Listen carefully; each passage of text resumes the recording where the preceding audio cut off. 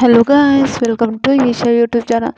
మీకు ఈ వీడియో నచ్చితే ప్లీజ్ ఫ్రెండ్స్ లైక్ చేయండి, షేర్ చేయండి, సబ్స్క్రైబ్ చేయండి, కామెంట్ మాత్రం తప్పకుండా చేయండి. మరిన్ని వీడియోస్ కోసం నా ఛానల్ని సబ్స్క్రైబ్ చేసుకుంటారని అనుకుంటున్నాను. ప్లీజ్ ఫ్రెండ్స్ నచ్చితే ప్లీజ్ సబ్స్క్రైబ్ చేసుకోండి. ఇంకా మరిన్ని వీడియోస్ మంచి మంచి వీడియోస్ అయితే మీకు అప్లోడ్ చేస్తాను. నిన్న నిజంగా తనుజకి ఎంత పొగరంటే చిన్న పొగరు కాదు అని అనిపించింది నాకు. మీరు ఎంతమంది అనుకుంటుండ్రో నాకు తెలియదు కానీ తనుజ ఫ్యాన్స్ అయితే ఏమన్నా అనుకోండి కానీ తనుజకు ఎంత పొగరు ఉందంటే చాలా పొగరు ఉంది.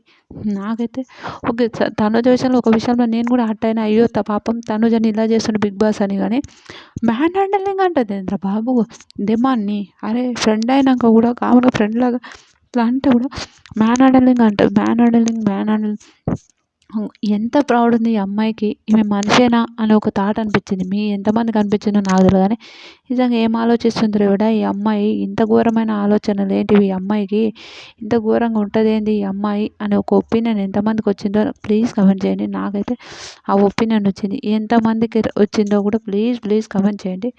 టూ వరస్ట్ బ్యాడ్ ఎంతమంది ఏమన్నా కూడా అదే మాట్లాడతాను నేను. ఎందుకు ఆ మాట అంటున్నంటే తనుజ గుడ్, చాలా మంచి ఒక అమ్మాయి.